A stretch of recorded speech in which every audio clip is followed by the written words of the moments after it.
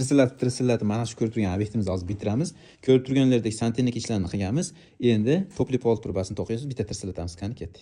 Mana topli pol turbalarini ham to'qib bo'ldik. Endi stashkasini qo'yamiz. Qani bitta tirsillatib olaylik endi. Mana stashkalarni bitirdik. Ana endi cho'zib o'tirmaymiz, mutlaq bitiramiz. Qani yana bitta tirsillatamiz. Mana do'stlar, ko'rib turganlaringizdek chiroyli qilib bitirdik. Hozir sizlarga chiroyli qilib obzor qilamiz. Asosiy kirish eshigimiz tashqaridan, mana bu tomondan ichkaridan kirish eshigi. Mana bu yerimiz. Kirganda shunaqa kichkinagina koridorimiz, radiatorimiz bor. Mana ko'rib turibsizlar, holatda chiroyli qilingan. Turbalarni ichkaridan qilib berganmiz, chiroyli turadi. Shunaqa holatda. Bu kotel orqali isiydi. Qaranglar do'stlar, bu tomonda tahorat oladigan joy qilib berganmiz. Shunaqa chiroyli holatda o'tirib tahorat oladi. Mana bu bezbardir qilingan. Bezbardir qilingan sababi odamga noqulaylik bo'lmaydi. Suv chachrab ketmaydimi deganlar uchun chachramaydi. Mana qaranglar.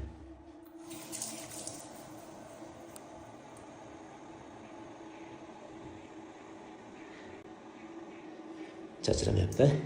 Do'stlar, undan keyin rakovina joylab berganmiz. Go'zal holatda turibdi.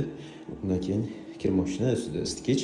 Mana bu yerda kichkinagina havo aylanib turgan portishga ключатор, topli polni termal regulyatori. Elektrический topli pol ham bor, ham suvlik kotel orqali isigini topli pol ham qilib berganmiz. Juda go'zal holatda bo'lgan. Iloji bo'lsa shunaqa ikkala tomonlarni qilgan afzal. Patologimiz natijali patolog bo'lgan. Shunaqa plafonlarni chiroyli qilib qo'yib berganmiz. Mana bu yerda veshilka, soshilka bor. Qulaylik birinchi o'rin. Mana bu yerimiz hojatxona. Eshikni ochamiz. Ko'rib turibsizlar do'stlar, juda ajoyib. Mana bunday chashaga o'rnatib berganmiz. Gigiyenskiy dush. Undan keyin mana bu xonamiz yuvinish xonasi. Bunga alohida unitaz qo'yib berdik bu xonamizga. Undan tashqari dushovoy zonamiz mana. Dushovoy zonamiz mana bunday oynalar ham bor. Ajoyib. Ko'rib turibsizlar do'stlar, bu yerda traplarimiz podkafel, juda ajoyib ko'rinishga ega. Mana bu yerga o'zi kalyondan pergorodka qilinadi. Devorlarimiz zabardast va baquvvat bo'lib kafeldan bo'lgan. Ko'rib turibsizlar, mana bu tomon yarkiroq, bu tomon to'ngiroq bo'lib, polga bitta bo'lib chiqib ketgan. Juda go'zal bo'ladi. Bu ham patolog natijali bo'lgan. Endi do'stlar, o'zingizlarga fikrlarni qoldiringlar. Nima deysizlar do'stlar? Sizlarga ma'qul keldimi, yo'qmi?